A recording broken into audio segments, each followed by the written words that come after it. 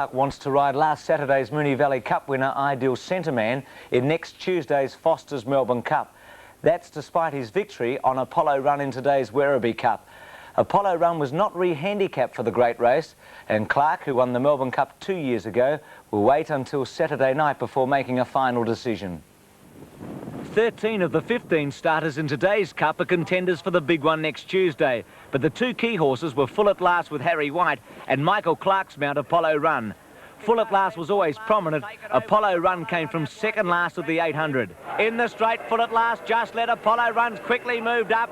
Clark's taken him to the lead. Here's Mountie Bank with a late run and then Be Reasonable and Spending behind them. Apollo Run's kicked away from Full at Last. Mountie Bank is charging home. Apollo Run a half in front of Mountie Bank. He's going to hang on for Clark and wins. Close for third, maybe Full at Last just in front of Spending.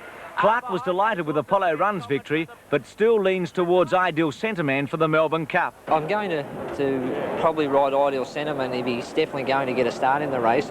His form's very good as well.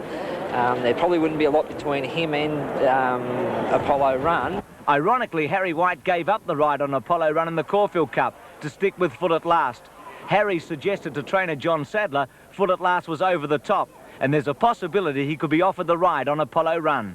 I would leave the decision to Johnny Sadler whether he'd run in the race or not. He's qualified and everything like that, and it'd worry you, wouldn't it, if you got off the horse? They did come good, but good, he's got to do some improving between now and we've got 5 or 6 days, you know, not a lot of time to get right. So still a lot of juggling to be done before the Foster's Melbourne Cup. Apollo Run at 11-2 beat Mountie Bank at 25s, and Full at Last, the 5-1 favourite, the trifecta, $572. Well, Ben Johnson disgraced at the Seoul Olympics for failing a drug test. Harness Horse of the Year and tomorrow's Caulfield race meeting.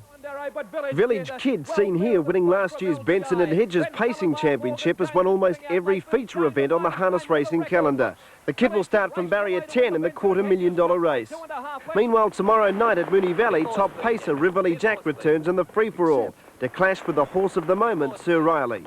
An Australian Pacing Championship winner, another Bart, will be at short odds to win the Rich 4-year-old championship. Meanwhile, they gallop at Caulfield tomorrow, and the Sherwood Handicap at Moonee Valley on December 24th should prove a successful guide. The winner, Classy Shoes, keeps improving and is a top chance in the 4th, while Miss Romano and Imposing Bloom, who ran slashing races to finish 2nd and 3rd, have excellent chances in race 7.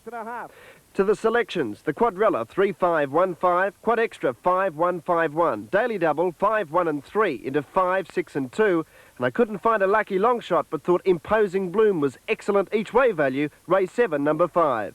Dan Malecki, 10 News. Racing today was at Terang.